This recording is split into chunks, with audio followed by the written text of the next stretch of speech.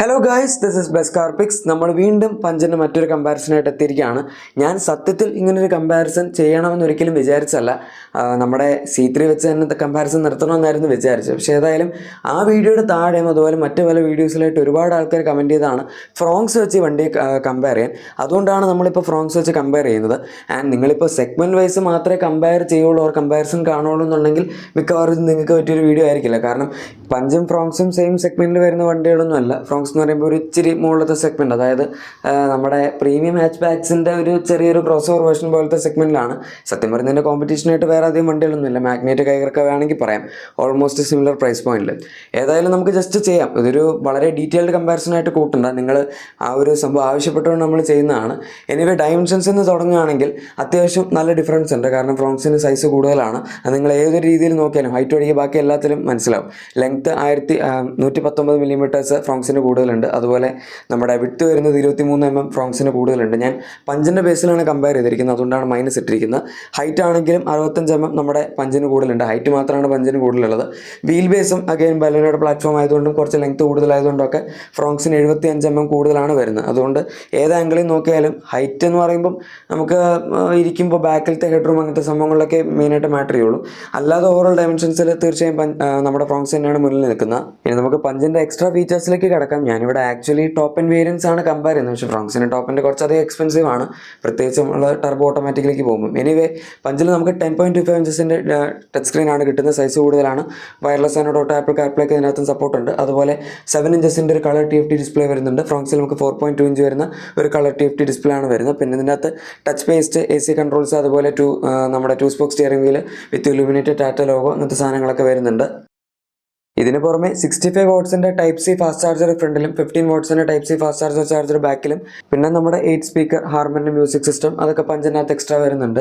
ഫ്രോങ്സിലുണ്ട്, പക്ഷേ അത് ആർക്കമീസിൻ്റെ ആണ്. സോ പഞ്ചാക്കാര്യത്തിലും കുറച്ചും കൂടെ ബെറ്റർ ആയിട്ട് നമുക്ക് പറയാം. പിന്നെ പറയാൻ പറ്റുന്ന ഒരു സംഭവം ഫ്രണ്ട് സീറ്റിലെ ഒരു എക്സ്റ്റൻഡഡ് ടൈ സപ്പോർട്ടാണ്. നമുക്ക് ഫ്രോങ്സിൻ്റെ സീറ്റ്സ് ആക്ച്വലി കമ്പയർ ചെയ്യുമ്പോൾ കുറച്ചും കൂടെ വലുപ്പം കൂടുതലാണ് പഞ്ചിനേക്കാളും.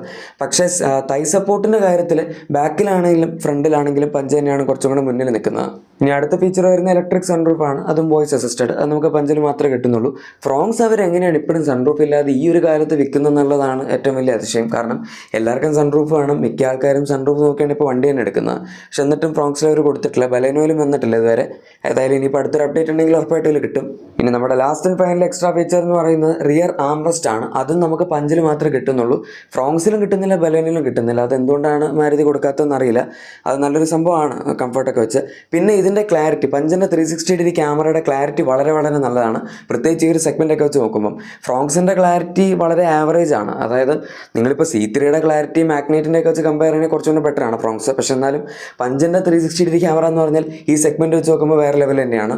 ഫീച്ചേഴ്സ് എക്സ്ട്രാ ഇത്രേ ഉള്ളൂ. ഇനി ബാക്കി പ്ലസ് പോയിന്റ്സിലേക്ക് കിടക്കുകയാണെങ്കിൽ ഒന്നാമത് പഞ്ചിൻ്റെ ബൂട്ട് സ്പേസ് ആണ്. നമുക്ക് ഇതിൻ്റെ അകത്ത് 370 ലിറ്റേഴ്സ് വരെയുള്ള മാക്സിമം കപ്പാസിറ്റി അവൈലബിൾ ആണ്. ഇനിയിപ്പോൾ നിങ്ങൾ CNG എടുക്കുകയാണെങ്കിൽ നമുക്ക് ഇതിനകത്ത് ട്വിൻ സിലിണ്ടർ ടെക്നോളജി ഉള്ളതും മറ്റൊരു അഡ്വാൻറ്റേജ് ആയിട്ട് തന്നെ പറയാം. കാരണം ബൂട്ട് സ്പേസ് അധികം കോംപ്രമൈസ് ആവുന്നില്ല. 370 നിന്ന് 210 ലിറ്റേഴ്സിലേക്ക് ആവുന്നുള്ളൂ. പക്ഷേ ഫ്രോങ്സിൽ നമുക്ക് ട്വിൻ സിലിണ്ടർ ഒന്നും വരുന്നില്ല. അതിന് വരും നോർമൽ CNG ടാങ്ക് ആണ്. അതുകൊണ്ട് തന്നെ ബൂട്ട് സ്പേസിൻ്റെ കാര്യത്തിൽ അത്യാവശ്യം നല്ല കോംപ്രമൈസ് വരും. ഈവൻ നോർമൽ ഫ്രോങ്സ് പെട്രോൾ മോഡലാണെങ്കിൽ പോലും അതിൻ്റെ അകത്ത് 308 ലിറ്റേഴ്സിൻ്റെ ബൂട്ട് സ്പേസേ ഉള്ളൂ. പഞ്ചിൻ്റെ 370 ലിറ്റേഴ്സ് അവിടെ കുറച്ച് സുപ്പീരിയർ ആണ്. ഇനി അടുത്ത പ്ലസ് പോയിന്റ് വരുന്നത് നമുക്ക് എല്ലാവർക്കും അറിയാം, സേഫ്റ്റിയുടെ കാര്യത്തിലാണ്. ഫ്രോങ്സ് ഇതുവരെ അവർ പ്രോപ്പറായിട്ട് ടെസ്റ്റ് ചെയ്തിട്ടില്ല. പക്ഷെ എന്നാലും ആവശ്യത്തിന് സേഫ് ആണെന്ന് വേണമെങ്കിൽ പറയാം. പക്ഷെ എന്നാലും പഞ്ചിൻ്റെ ഈ ഒരു സെഗ്മെൻറ്റ് അല്ലെങ്കിൽ ഒരു 10-12 ലക്ഷം രൂപയ്ക്ക് താഴെ വരുന്നതിൽ ഏറ്റവും സേഫസ്റ്റ് വണ്ടി മിക്കവാറും ഇത് തന്നെയായിരിക്കും. 5 സ്റ്റാർ റേറ്റിംഗ് ആയിക്കോട്ടെ, 6 എയർ ബാഗ്സ് സ്റ്റാൻഡേർഡ് ആയിട്ട് കിട്ടുന്നതായിക്കോട്ടെ, ഹിൽ ഡീസും കൺട്രോൾ തുടങ്ങിയ സാധനങ്ങളൊക്കെ വരുന്നുണ്ട്. അതുകൊണ്ട് സേഫ്റ്റിയിൽ ഡെഫിനറ്റ്ലി പഞ്ച് സുപ്പീരിയർ ആണ്. പിന്നെ അടുത്തൊരു പ്ലസ് പോയിന്റ് ആണ് AMT അവർ CNGയിൽ കൊടുക്കുക എന്നുള്ളത്. ഫ്രോങ്സിൽ ആകെപ്പാട് 2 വേരിയൻസിൽ CNG ഉള്ളൂ. അതൊരു പ്രശ്നം. പഞ്ചിനകത്ത് നമുക്ക് ഒരുപാട് വേരിയൻസിൽ CNG കിട്ടുന്നുണ്ട്. നമ്മുടെ ടോപ്പിൻ്റെ ഒഴികെ ബാക്കി എല്ലാ വേരിയൻസിലും CNG അവൈലബിൾ ആണ്. അക്കംപ്ലിസ്റ്റ് പ്ലസ്സിലില്ല. പക്ഷേ CNGയിൽ ടാറ്റ ഓട്ടോമാറ്റിക് കൊടുത്തിട്ടുണ്ടെന്ന് പറയുന്നത് മറ്റ് കമ്പനികളൊന്നും അധികം കൊടുക്കാത്തൊരു സംഭവമാണ്. സത്യം പറഞ്ഞാൽ കൊടുക്കണം. കാരണം CNG എടുക്കുന്നവർക്ക് ഓട്ടോമാറ്റിക് വേണ്ട എന്ന് വിചാരിക്കേണ്ട കാര്യമൊന്നുമില്ല. MT ആണ് കൊടുത്തിരിക്കുന്നത്. സ്റ്റിൽ അത് കുഴപ്പമില്ല. ഇനി അടുത്തൊരു ഫൈനൽ പ്ലസ് പോയിന്റ് ആയിട്ട് പറയാൻ പറ്റുന്ന നമ്മുടെ പഞ്ചിൻ്റെ റൈഡ് ക്വാളിറ്റി ആണ്. ടാറ്റയുടെ വണ്ടികൾ എപ്പോഴും നല്ല റൈഡ് ക്വാളിറ്റിയുള്ള വാഹനങ്ങൾ തന്നെയാണ്. പഞ്ചും ഒട്ടും പുറകിലല്ലായിരുന്നു. ഇപ്പോഴും നമ്മുടെ ഇന്ത്യൻ കണ്ടീഷൻസിലുള്ള മോശപ്പെട്ട റോഡുകളൊക്കെ നന്നായിട്ട് ടാക്കിൾ ചെയ്യാൻ പറ്റിയൊരു സസ്പെൻഷൻ തന്നെയാണ് ടാറ്റ കൊടുത്തിരിക്കുന്നത്. ഭയങ്കര സോഫ്റ്റ് അല്ല, പക്ഷെ എന്നാൽ ഭയങ്കര ഹാർഡും അല്ല. ഫ്രോങ്സിൻ്റെ ഏകദേശം സിമിലർ ട്യൂണിംഗ് ആണ്. പക്ഷേ പഞ്ചിൻ്റെ കുറച്ചും കൂടെ നല്ല ഇംപ്ലിമെൻറ്റേഷൻ ആണെന്ന് പറയാം.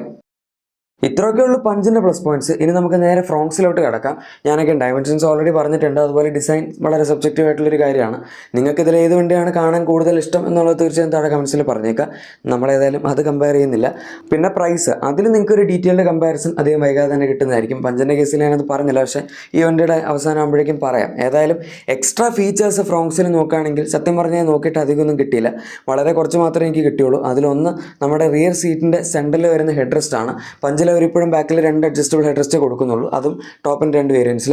ഫ്രോങ്സിലേക്ക് വരുമ്പോഴേക്കും നമുക്ക് അത്യാവശ്യം 3 അഡ്ജസ്റ്റബിൾ ഹെഡ് റെസ്റ്റുകൾ ബാക്കിൽ അവർ കൊടുത്തിട്ടുണ്ട്. സെൻറ്റർ ഹാംറെസ്റ്റ് ഇല്ലാന്നേ ഉള്ളൂ. പിന്നെ അതുപോലെ തന്നെ ഹെഡ് അപ്പ് ഡിസ്പ്ലേ, അത് ടോപ്പ് എൻഡിലേ ഉള്ളൂ, ബട്ട് സ്റ്റിൽ ഫ്രോങ്സിൽ ഇത് അവൈലബിൾ ആണ്. ബലേനോട്ടാണ് ഈ ഒരു സംഭവം വന്നു തുടങ്ങുന്നത്. അതും നമുക്ക് പഞ്ചിലില്ലാത്തൊരു സംഭവമാണ്. ഇതും ജസ്റ്റ് മറ്റേ ഗ്ലാസ് സ്ക്രീൻ ബേസ്ഡ് ആയിട്ടുള്ള സംഭവമാണ്. AR ഡിസ്പ്ലേയോ അല്ലെങ്കിൽ മറ്റേ നല്ല ഡിസ്പ്ലേ ഉള്ള സാധനമൊന്നുമല്ല, കുറച്ച് ബേസിക് ആണ്. പക്ഷെ എന്നാൽ ഇതിനകത്ത് അവർ കൊടുത്തിട്ടുണ്ട്. വേറെ എന്തെങ്കിലും ഫ്രോങ്സിലുള്ള എക്സ്ട്രാ ഫീച്ചേഴ്സ് ഞാൻ മിസ് ഔട്ട് ചെയ്ത് പോയതായിട്ട് നിങ്ങൾക്ക് തോന്നിയിട്ടുണ്ടെങ്കിൽ താഴെ കമൻസിൽ മെൻഷൻ ചെയ്താൽ മതി. ഞാനത് പിന്നെയും അങ്ങനെ എന്തെങ്കിലുമൊക്കെ ചെയ്തോളാം. എനിവേ നമ്മുടെ ഫ്രോങ്സിൻ്റെ അടുത്ത പ്ലസ് പോയിന്റ് വരുന്ന ഈ വണ്ടിയുടെ ഹാൻഡ്ലിംഗ് ആണ്. പഞ്ച് വെച്ച് കമ്പയർ ചെയ്യുമ്പോൾ പഞ്ച് ഇത്തിരി റൈറ്റ് ഫോക്കസ്ഡ് ആയിട്ടുള്ള അങ്ങനത്തെ ഒരു സംഭവമാണ്. സുസുക്കി എന്ന് പറഞ്ഞാൽ എപ്പോഴും കുറച്ച് ലൈറ്റ് ആയിട്ടുള്ള ഷാസി ആയിരിക്കും. നമ്മൾ കോർണേഴ്സിലൊക്കെ എടുക്കുന്ന സമയത്ത് അത്യാവശ്യം കോൺഫിഡൻസ് ഇൻസ്പയറിംഗ് ആയിരിക്കും. അങ്ങനത്തെ ഒരുപാട് പ്ലസ് പോയിന്റ്സ് ഉണ്ട്. ഇപ്പോൾ ബലേനോ ആണെങ്കിലും സ്വിഫ്റ്റ് ആണെങ്കിലും ഫ്രോങ്സ് ആണെങ്കിലും എല്ലാത്തിനും പൊതുവെയുള്ളൊരു അഡ്വാൻറ്റേജ് ആണ്. ഷാസിയുടെ കാര്യത്തിൽ അതുപോലെ കോർണേഴ്സിൻ്റെ കാര്യത്തിലൊക്കെ അത് ഈ വണ്ടിക്കും ഡെഫിനറ്റ്ലി ഉണ്ട്. പഞ്ചെന്ന് പറയുമ്പോൾ കുറച്ചും കൂടെ സ്ട്രേറ്റ് ലൈൻ സ്റ്റെബിലിറ്റി, അതുപോലെ സ്റ്റിയറിംഗും പഞ്ചിൻ്റെ കൈൻഡ് ഓഫ് കുറച്ചും കൂടെ ബെറ്റർ ആണ്. ഇപ്പോഴത്തെ സുസുക്കി വണ്ടികളുടെയൊക്കെ സ്റ്റിയറിംഗ് പണ്ടത്തെയൊക്കെ വെച്ച് കമ്പയർ ചെയ്യുമ്പോൾ ഭയങ്കര വീക്കായി. ഇടയ്ക്കൊരു കാലത്ത് വളരെ നല്ലതായിരുന്നു. ഇൻഫാക്ട് 2010 to 2016-17 വന്നിരിക്കുന്ന വണ്ടികളൊക്കെ നോക്കുകയാണെങ്കിൽ ഗംഭീര സ്റ്റിയറിംഗ് ആയിരുന്നു. പക്ഷേ അത് കഴിഞ്ഞ് വന്നിരിക്കുന്നതെല്ലാം വളരെ മോശമാണ്. 2010 അല്ല, അതിന് മുന്നത്തെ വണ്ടികൾ നല്ലതായിരുന്നു. ഈ അടുത്ത് തൊട്ടാണ് സ്റ്റിയറിംഗ് ഒക്കെ ഒരു മോശമാക്കി തുടങ്ങിയത്. ഇനിയിപ്പോൾ നിങ്ങൾ പവറിൻ്റെ കേസ് എടുക്കുകയാണെങ്കിലും 1.2 NA ആണെങ്കിൽ നമ്മുടെ പഞ്ചിൽ വരുന്ന 3 സിലിണ്ടർ ആണ്, ഫ്രോങ്സിൽ വരുന്ന 4 സിലിണ്ടർ ആണ്. സോ അതിൻ്റെ അഡ്വാൻറ്റേജ് ഉണ്ട്. പിന്നെ ഡെഫിനറ്റ്ലി പവർ ഡെലിവറിയുടെ അഡ്വാൻറ്റേജ്, മൈലേജിൻ്റെ അഡ്വാൻറ്റേജ് എല്ലാ സാധനങ്ങളും ഇതിന് വരുന്നുണ്ട്. പിന്നെ നമുക്ക് വരുന്ന 1 ലിറ്റർ ടർബോ, അത് ഞാൻ പറയേ വേണ്ട. 100 PS ഓൺ പേപ്പർ ഉള്ളൂ. പഞ്ച് 120 ആണ്, പക്ഷേ ഇത് ഭയങ്കര ഫാസ്റ്റാണ്. ഏകദേശം 10 സെക്കൻഡ് എടുത്ത് തന്നെ 0-20 വണ്ടി എത്തും. പഞ്ചിൻ്റെ ക്ലെയിംഡ് ടൈം 11.1 സെക്കൻഡ്സ് ആണ്. ഏകദേശം ഒരു 11.5 to 12 സെക്കൻഡ്സിന് ഇടയിലാണ് ഇപ്പം ബോക്സ് ടെസ്റ്റിങ്ങിൻ്റെ സംഭവങ്ങളൊക്കെ വന്നിരിക്കുന്നത്. നിങ്ങളിപ്പോൾ റിയൽ ലൈഫിൽ ഓടിക്കുകയാണെങ്കിലും ഈ വണ്ടി കുറച്ചും കൂടെ പെപ്പിയായിട്ടും കുറച്ചും കൂടെ ക്വിക്കായിട്ടും ഫീൽ ചെയ്യും.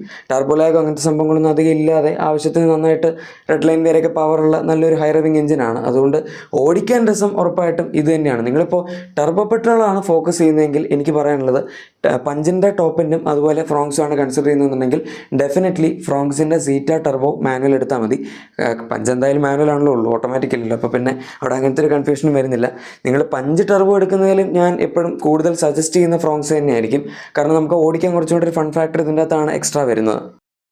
ഇവൻ ഞാനിപ്പോൾ ഈ പറഞ്ഞ 2 വേരിയൻസ്, അതായത് പഞ്ചിൻ്റെ ഏറ്റവും ടോപ്പ് എൻഡ് ടർബോ മാനുവലും അതുപോലെ ഫ്രോങ്സിൻ്റെ സീറ്റ ടർബോ മാനുവലും, രണ്ടിൻ്റെയും പ്രൈസും വലിയ വ്യത്യാസമൊന്നുമില്ല. 8000 രൂപ ഇൻഫാക്ട് ഫ്രോങ്സ് ചീപ്പറാണ്. അത് നമുക്ക് പ്രൈസ് ഡിസ്കസ് ചെയ്യുമ്പോൾ ഡീറ്റെയിൽ ആയിട്ട് പറഞ്ഞുതരാം, കാരണം അവിടെയാണ് കൂടുതൽ സെൻസിബിൾ ആവുന്നത്.